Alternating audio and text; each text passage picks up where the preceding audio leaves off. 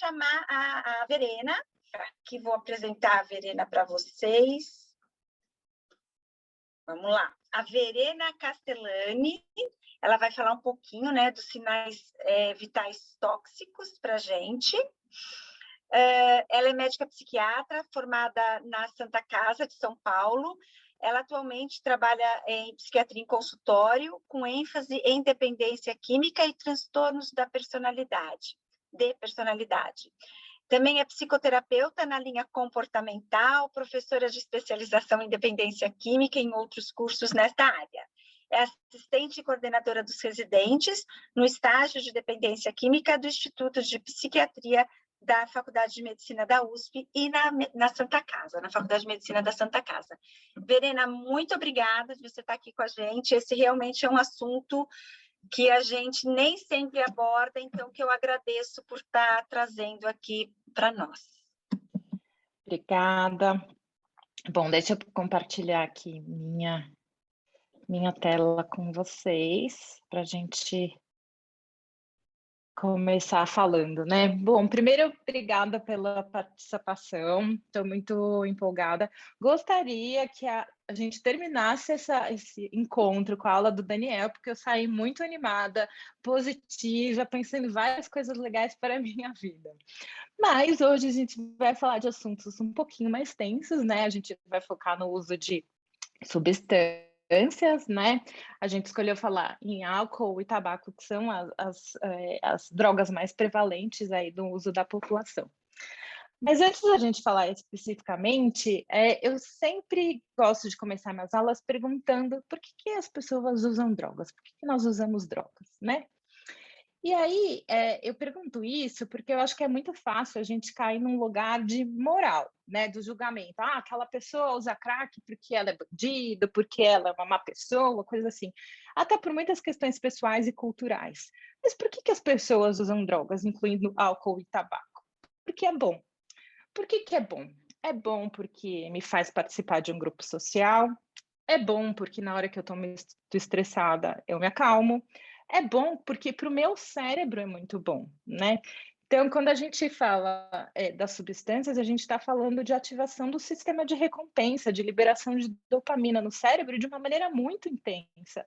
Às vezes até mais intensa do que outros comportamentos que estão ligados a prazer, comida, sexo, né? Então, eu acho que eu gosto de começar falando isso, porque daí a gente já parte de um ponto de vista de que a gente faz isso porque é bom, e aí a gente vai entender nosso paciente, nosso cliente e por que aquilo acontece, né? Então, a gente vai começar falando de álcool, né? A minha primeira dica o que você precisa fazer numa consulta? Chega uma pessoa para você atender, o que você precisa fazer? Você precisa perguntar se ele bebe, né? Parece uma coisa fácil, mas nas consultas entre psiquiatras, em torno de 70% dos psiquiatras perguntam se aquele paciente bebe. Se entre psiquiatras já acontece assim, a gente imagina que nas outras especialidades, em pessoas que não estão em contato com isso acontece muito menos. Tem alguns estudos que na atenção primária isso chega só a 30% das pessoas. Então a gente tem que perguntar, né? Você bebe? E daí, a partir dessa resposta, a gente vai ver o que acontece. Então, a pessoa fala, eu bebo. Então como que você bebe, né? Quanto que você bebe, desde quando? E o aprofundamento é a questão. Sempre a gente volta para a questão da anamnese, né? Se a pessoa falar, eu bebo social uma vez por mês, tomo 2 latinhas de cerveja e tá tudo mais, eu preciso aprofundar essa história? Não, né? Tá tudo bem. Agora a pessoa começa a falar assim, eu bebo todo dia ou todo final de semana. Então, daí eu vou perguntando outras coisas. Daí eu começo a perguntar quando bebeu, se era assim na adolescência, se bebia mais que os amigos ou não, né? Como é que esse padrão foi evoluindo ao longo da vida, como é que é aquele padrão atual, né? E para quem que eu pergunto isso? Para todo mundo, né? Obviamente que a gente tem, por exemplo, uma prevalência maior de uso de álcool e dependência entre homens. Mas para as mulheres falarem sobre o uso de álcool é muito mais complicado. Então, eu tenho que perguntar ativamente. Às vezes a gente se surpreende, a gente esquece de perguntar para uma senhorinha que vem super arrumadinha de 75 anos, você bebe? e muitas vezes a resposta é surpreendente, né? Então, especialmente entre mulheres, a gente tem que tomar um cuidado, porque é mais difícil, tem toda uma questão cultural que às vezes é mais difícil de falar, né? Então, se vocês saírem daqui lembrando de perguntar para todo mundo, já estou feliz. Aí, eu não vou ficar falando de critérios diagnósticos, né? Se a gente for ver critério da DSM-5, 15, já estou pulando alguns anos, da DSM-5 são 11 critérios diagnósticos, que eu acho que a ideia não é a gente ficar fazendo. Quem quiser vai lá e vai ler, é fácil de achar na internet, né? Mas eu queria que a gente entendesse que o padrão do uso de álcool, ele é um espectro, que vai desde eu nunca bebi na vida, até se eu não tomar uma pinga de manhã, eu vou ver macacos pendurados na parede, né? Então, vai desde um nunca usei até uma dependência grave. E esse espectro, assim, ele passa por um lugar que a gente tem alguns critérios que eu falo que é um abuso, é quando eu tenho um ou dois critérios importantes dessa lista de 11 critérios, mas na prática, o que isso quer dizer? Que aquela pessoa já tem um problema ou outro, então, assim, às vezes ela falta no trabalho porque ela bebeu, a mulher reclama um pouquinho, né? Já tem, sei lá, uma esteatose hepática, são pessoas que já têm algum sinal de problema, mas que ainda não está tomando conta da vida dela, né? E quais são os critérios, né? Pensando em geral, né? O que a gente tem que tomar cuidado? Isso vale para qualquer tipo de dependência. A gente tem que saber se essa pessoa está acostumando com o uso. Então, antes eu bebia 2 taças de vinho e já ficava bebadinha e já achava gostoso. Hoje em dia eu tenho que tomar 2 garrafas de vinho, né? Então eu vou ver se essa pessoa está criando tolerância, né? Eu vou perguntar se essa pessoa ela está com mais dificuldade de controlar. Se tentou não beber uma semana e você conseguiu, né? E é muito comum os pacientes que têm um uso mais problemático falar, não, mas eu fico, eu me propus, eu fiz uma promessa e fiquei um mês sem beber.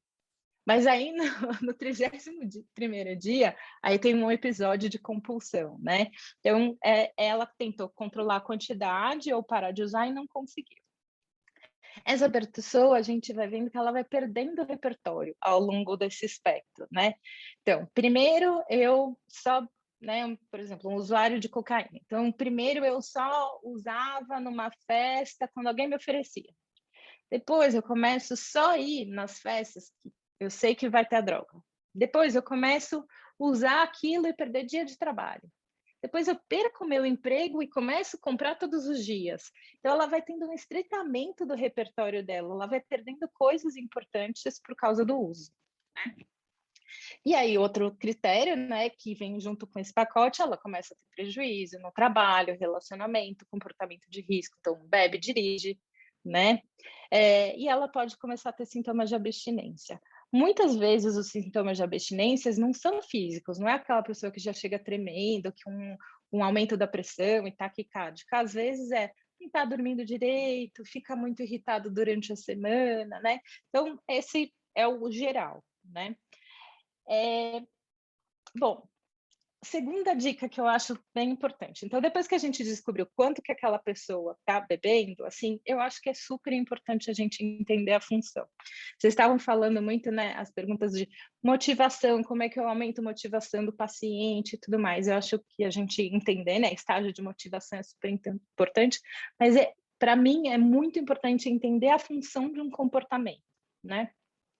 Então, quando um paciente chega para mim e fala, eu bebo toda sexta-feira, quando eu saio com os meus amigos, a gente se diverte e tudo mais.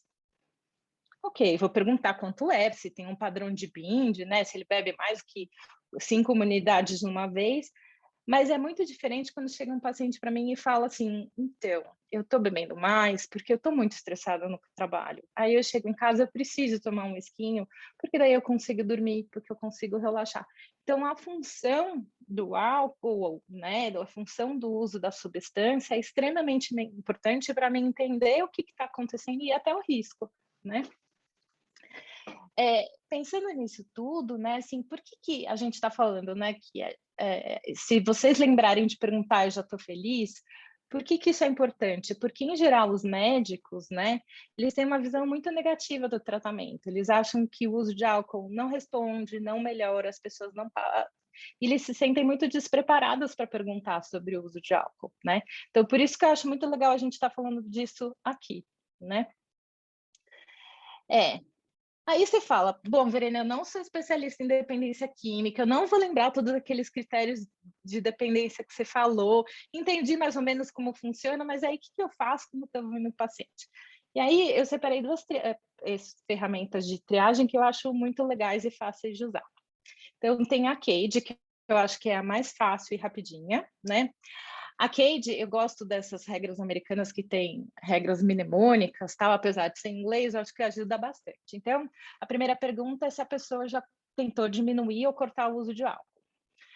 Se ela já ficou incomodada ou irritada porque as outras pessoas criticaram o jeito que ela está bebendo, ou elas falaram que estão preocupadas sobre o uso de álcool. Se essa pessoa já se sentiu culpada pelo jeito que ela se bebe. E se ela já teve que beber para aliviar, acalmar os nervos ou se livrar de uma ressaca ao acordar, né? Esse é um critério, entre todas as perguntas, a que mais dá um sinal de gravidade é essa quarta, né? E isso já é sintoma de abstinência mais importante. Se você, paciente, falou mais que 2 sims, você tem que investigar um pouco melhor, porque isso é um sinal de um bebê problemático, né?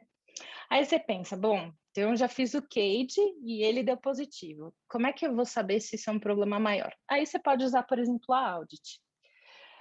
A Audit é uma tabela que eu não, acho que, né, assim, por questões de tempo, eu não vou ficar falando de todas as questões, mas ela é um pouco mais específica. Ela vê quantidade, ela vê mais sintomas, né, de problema, de prejuízo e tudo mais. E o Audit, ela dá uma ideia da gente, o que a gente faz. Então, eu fiz perguntei, aqui tem os pontos, né, que dá para cada resposta, e aí ela dá uma ideia do que eu preciso fazer. Então, se tem um nível baixo, quer dizer que essa pessoa não tem risco, né? Eu vou falar sobre álcool, perguntar na próxima consulta e tá tudo certo. Se ela já tem um consumo que pode ser considerado um pouco mais arriscado, eu vou dar uma orientação, falar sobre os problemas que pode trazer e tudo mais. Se tem um uso que já está sendo considerado abusivo, aí eu posso fazer uma orientação, fazer uma intervenção mais breve, monitorar, encaminhar para algum tipo de tratamento que essa pessoa talvez precise mais específico.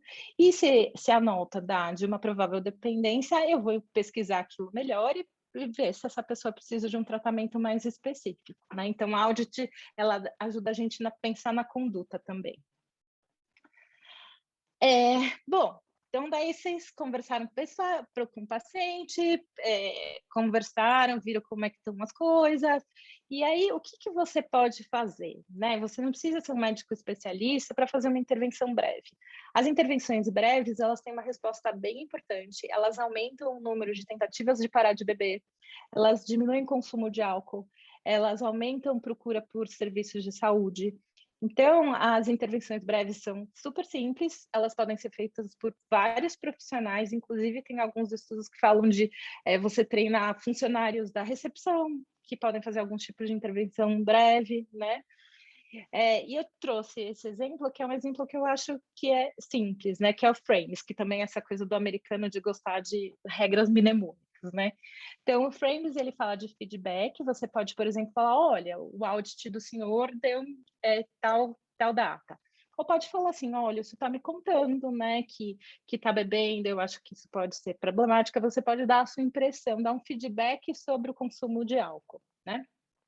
Você vai falar sobre a responsabilidade, né, desse paciente. Você vai falar que a mudança está nas mãos dele, que ele tem autonomia, né, que ele pode decidir fazer alguma coisa com essa informação ou não, e que você está lá para dar apoio, né? Você vai dar advice, né? Assim, não é aquele conselho de tia, né? Eu tenho que parar de beber, alguma coisa assim, mas você pode falar claramente, né? E aí vai muito de estilo de cada médico. Eu tendo a fazer uma coisa, né? Fazer uma piadinha, depende, obviamente, do paciente, né? Mas fazer de uma maneira leve, mas falar, olha, isso aqui é um comportamento de risco, eu estou preocupada. E sempre é importante avisar que não é um julgamento moral, não é porque eu acho que é errado o bebê, né? É que eu estou achando que o bebê, do jeito que está acontecendo com você, pode estar trazendo prejuízo. Daí você aponta o que você está vendo ali de problema, né? menu, né?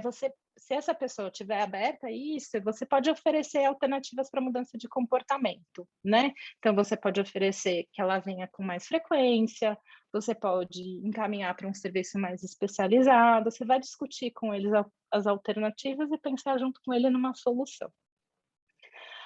Empathy, né, que assim, a abordagem sempre tem que ser empática, não confrontativa e julgadora. Por isso que eu começo lá com aquela pergunta, né, para criar um clima criar uma empatia, de entender que as pessoas acabam usando substância porque é bom, e aquilo que acaba virando um problema porque ela tem uma vulnerabilidade, porque ela tem uma vulnerabilidade genética, porque ela está numa condição social que faz com que seja mais complicada, né? Então a abordagem sempre tem que ser cuidadosa, não confrontativa, né? Essa coisa modelo americano de filme, vamos sentar todo mundo e fazer uma intervenção, isso não funciona, né? E sempre tem que ser desse ponto de vista sem julgamento moral. E aumentar a eficácia da paciente, né? Falar que é possível mudança, que é favorecer a confiança, ajudar a estabelecer metas realistas, né? A gente estava falando das metas que podem ser tão grandes que a pessoa não consegue fazer, então pensar, né? Que naquele primeiro momento precisa, sei lá, será que você não pode parar em certas festas ou conviver e menos no bar e estabelecendo metas de mudança conforme seja a possibilidade e conforme o paciente esteja motivado naquele momento, né? Então, essa é uma intervenção breve, simples, barata, que dá para todo mundo fazer. E quando que eu trato? Quando que eu dou remédio, né? Tratamento farmacológico, eu não vou ficar falando exatamente de drogas específicas, depois, se vocês quiserem, a gente pode me perguntem, mas já no padrão de abuso, a gente tem algumas medicações que tem indicação, né, para esse padrão que já tem um pouquinho de problema, mas não é tanto, e às vezes tem uma resposta até para os padrões de dependência. Quando a pessoa tiver sintoma de abstinência, você sempre tem que tratar esse sintoma de abstinência, e aí vão ser várias possibilidades, e principalmente quando tem comorbidade psiquiátrica, né? Pacientes com dependência do álcool, 50% desses pacientes vai ter uma comorbidade psiquiátrica, depressão, ansiedade, alguma coisa. Então, é importante que esses pacientes sejam tratados dessas comorbidades. Tá? Bom, agora, né, bastante coisa numa aula só, mas a gente vai falar rapidinho também de tabaco, né? Eu volto para a mesma pergunta. De novo, se vocês saírem daqui entendendo que tem que perguntar, e para quem estou feliz? Para quem que você perguntar tabagismo? Né? Você pergunta para todo mundo, também não se perguntam nas consultas, e para quem você pergunta? Para todos, né? E principalmente você precisa perguntar de tabagismo para adolescentes, né? O tabagismo é uma doença pediátrica, as pessoas começam a fumar na adolescência, então é super importante que você pergunte para os adolescentes também. E por que você vai perguntar? Porque a maioria esmagadora dos fumadores... Oi? Tô eu aqui. A maioria esmagadora dos fumantes quer parar de fumar. Então, é super importante que você pergunte para eles. Qual é a ferramenta de triagem? Né? O Fagerstrom, né, que você vai perguntar. Quanto tempo depois de acordar o paciente fuma o primeiro cigarro? Se ele tem dificuldade de fumar em locais proibidos? Se o primeiro cigarro da manhã é o que traz mais satisfação? Se ele fuma nas primeiras horas da manhã? Se ele fuma mesmo quando ele está doente? E quantos cigarros que ele fuma? Se você não lembrar de tudo isso, a pergunta mais sensível é: quanto tempo depois de você acordar que você fuma o primeiro cigarro? Se a resposta for menos de 30 minutos, provavelmente essa pessoa tem uma dependência grave que precisa de um tratamento mais específico. Bom, intervenções, quanto mais intensivo para tabaco, acaba sendo melhor, e pode ser de todas as maneiras, né? Vou falar rapidamente também de uma intervenção breve para tabaco, né, que é o modelo dos 5 As. Vou falar rapidinho porque a gente já está terminando. Então, perguntar, ask, em todas as consultas, se o paciente fuma, se ele quer parar de fumar. O quer parar de fumar é bem importante. Aconselhar, né, de maneira clara e personalizada, que nem o tabaco. Olha, acho que seu tabagismo vai trazer isso de problema. Pensar numa coisa personalidade. É um adolescente, você vai falar: olha, acho que você está reclamando que seu dente está amarelo. Então, eu acho que você precisa parar de fumar, né? Pensar no que é motivador para aquela pessoa. Access a motivação para ver se ele está motivado ou não por uma mudança. E se ele estiver motivado, é importante que você assiste né, num jeito, escolha uma data de parar, veja se você pode usar uma medicação, pense em resolução de problemas ligados ao tabaco, né? E por último, é sempre importante se dar um follow-up, a range of follow-up. Sempre que você estabelecer com o paciente que ele quer parar de fumar, que ele quer fazer alguma coisa, é importante que depois de vocês escolherem uma data que ele vai parar de fumar, você marque um dia para se ver de novo, né? Quem precisa de tratamento farmacológico para cigarro? Todo mundo, basicamente. Se for possível, todo mundo. Você tem alguns questionamentos que nos light smokers, que são aquelas pessoas que fumam entre 4 e 10 cigarros, você vai ter uma resposta importante, mas muitas vezes essas pessoas acabam tentando e não conseguindo, e você precisa entrar com uma medicação. E tem menos estudo para adolescente, mas a gente já sabe que pode usar reposição de nicotina, pode usar bupropiona e que tem ajuda. E por que você tem que tratar todo mundo farmacologicamente quando possível? Porque tentar parar de fumar sem nenhuma ajuda, você tem uma chance de sucesso de 4%. Quando você usa um tratamento como a vareniclina ou reposição de nicotina junto com a bupropiona, você aumenta a chance de sucesso para 50%. Né? Então, é um dos casos, e a gente tem medicações específicas para o tratamento de tabagismo, né? Então, é um dos casos onde vale muito a pena a gente tratar farmacológico quando possível. Muitas vezes não vai, essa pessoa não vai ter acesso, ou vai ter uma contraindicação, mas, em geral, é importante. E é isso, deixei aí o meu contato, meu e-mail. Se alguém quiser algum dos artigos, alguma coisa, por favor, uma dessas tabelas, por favor, me peça. Serena, muitíssimo obrigada por todas essas informações que você passou. E eu tenho aqui 2 comentários, né?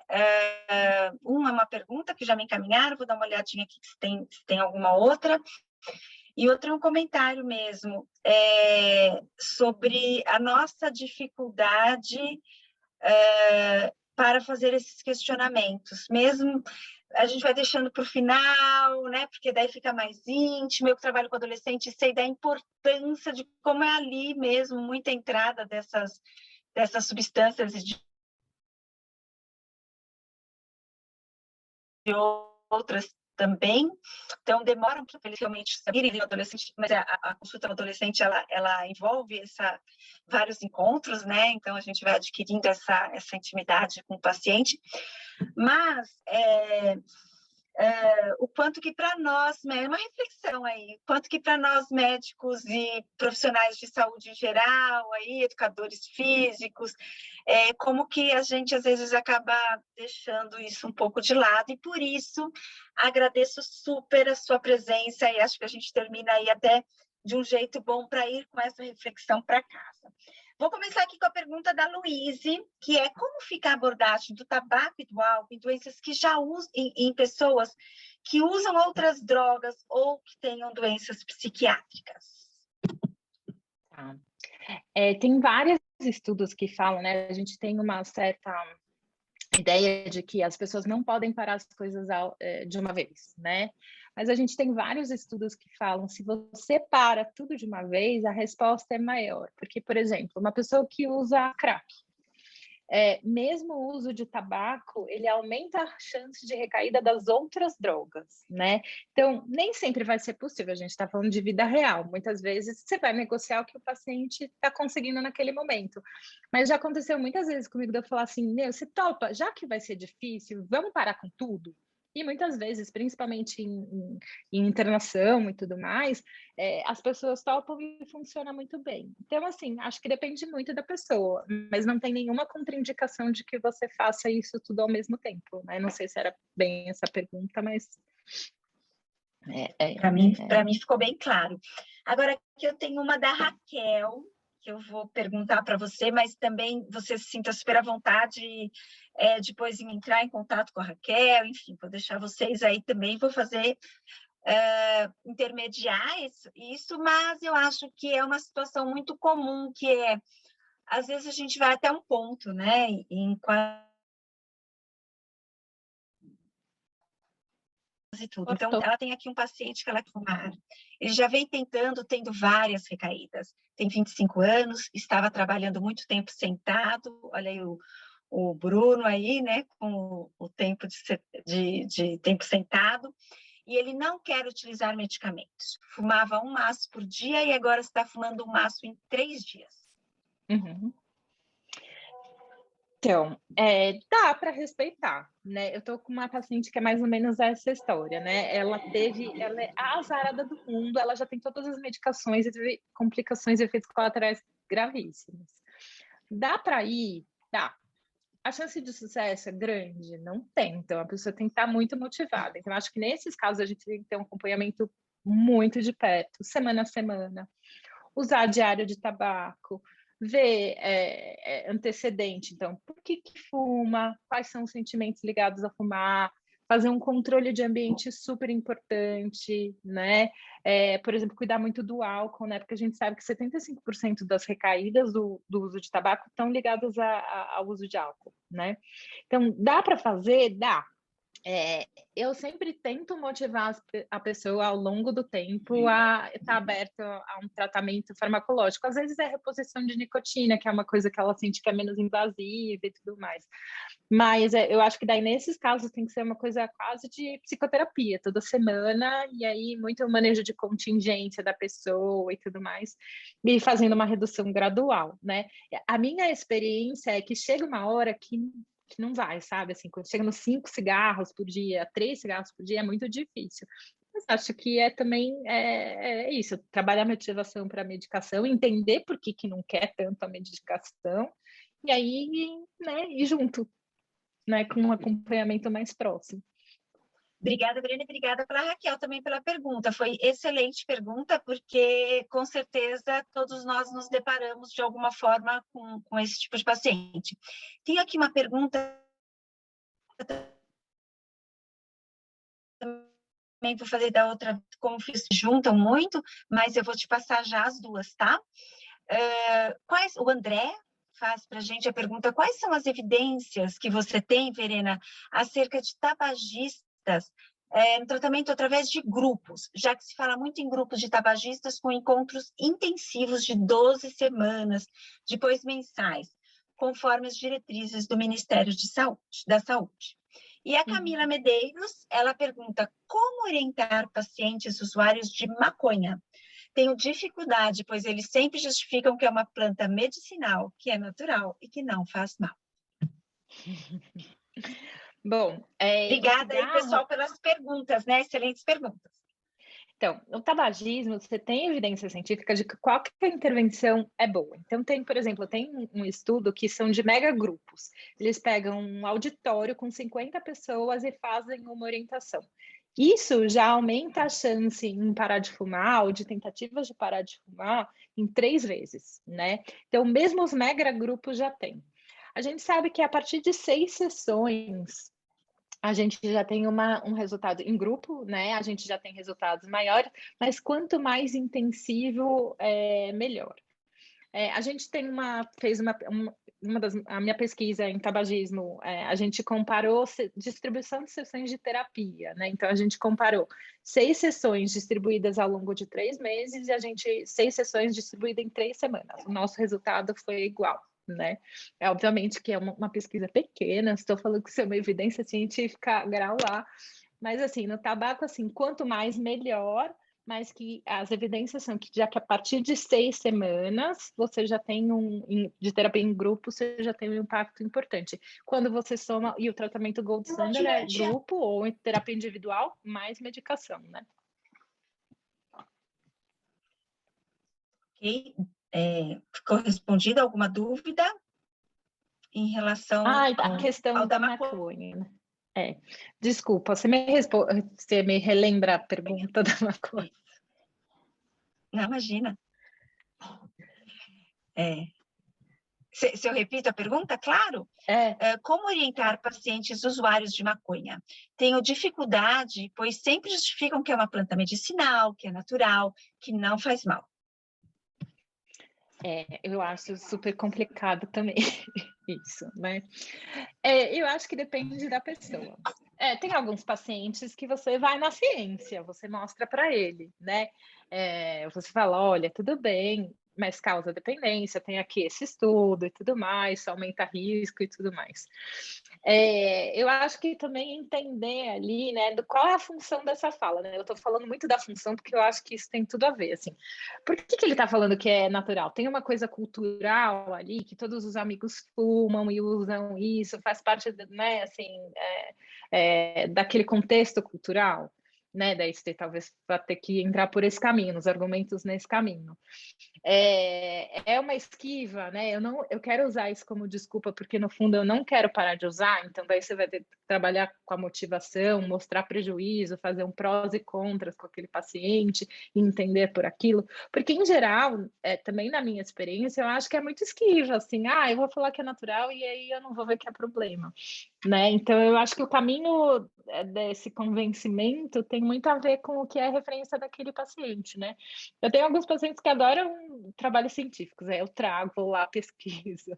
Adolescente, eu gosto de mostrar uns trabalhos de que aumenta o risco de desenvolver esquizofrenia por causa dos genes que tem na adolescência, que não vão ser ativados na adolescência, na vida adulta, né? E assim, também lembrar, né, que dar medo não funciona por muito tempo, né? A gente ir por esse caminho de tentar só falar dos prejuízos e tudo mais também não funciona. Isso melhora por uma semana, mas o mais importante é se desenvolver outros comportamentos que sejam incompatíveis com o uso de maconha, entender, aumentar a motivação, né?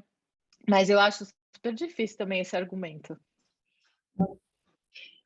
Muito legal isso que você citou em relação à esquizofrenia, né? Inclusive, eu não lembro se é exatamente o nome, Merci, acho que é Merci, uma série, né, no Netflix, que é excelente. Quem não assistiu, eu sugiro que assista. Aí tem um episódio, então é um professor de filosofia que estimula os adolescentes, é Merli. Obrigada, Lu. E ele é um professor de filosofia incrível. E tem um dos episódios que acontece exatamente uma crise, né? Em um dos usuários ali acaba desenvolvendo um surto, né? Então, eles abordam, é uma coisa que abordam esse outro lado. Então, é muito legal. Eu sugiro para quem não assistiu assistir o Merli, é em Barcelona, é uma série de Barcelona, e é incrível. Pessoal, nós infelizmente estouramos aqui. Não estouramos o nosso tempo, estamos 10 minutos depois por um problema técnico. E eu queria aqui pedir para todos os palestrantes abrirem as câmeras, para a Lu e para a Vivi também abrirem a câmera aí, para que a gente possa registrar o momento. Eu agradeço principalmente a plateia, né, a audiência que ficou aqui e que contribuíram. Isso, as perguntas, assim, elas enriquecem muito a discussão. E agradeço a todos vocês por terem disponibilizado o tempo de vocês e principalmente compartilhado o conhecimento, que a gente sabe quanto tempo que a gente investe para adquirir. Então, é com muita generosidade, com muito estímulo mesmo, né, que a gente acaba compartilhando isso, na certeza de que a gente, com isso, atinge muito mais pessoas, dando exemplo aí do Bruno, que já deu aula para muitos de quem está aqui, por isso vou dar a vida a minha própria forma de colocar atividade física, né? E todos vocês, a Sandra veio com a questão do gráfico aí, de mostrar o gráfico, a Verena também com essa questão de mostrar a parte científica para os pacientes de uma forma lúdica. O Daniel aí, não vou nem falar quantas dicas do como ajudar os nossos pacientes a se motivarem e a reduzir ou a manejar o estresse, né? Acho que essa é a questão. Estresse, acho que é bem manejo. E aí eu abro aí para que vocês, se queiram falar alguma coisa, Vivi, Lu, mais uns minutinhos aí para vocês darem um tchau, e daí a gente fazer aquela nossa foto para que a gente fique registrado esse momento. Gente, primeiro eu quero dizer que foi incrível, né? Acho que todo mundo aí aumentando essa bagagem de ferramentas, né? Aquela caixinha de ferramentas que a gente carrega para nossa prática ali, ela vai cada vez mais enchendo aí com mais armas aí para a gente poder ajudar o nosso paciente, né? Acho que, sem exceção aí, todas as aulas foram excelentes.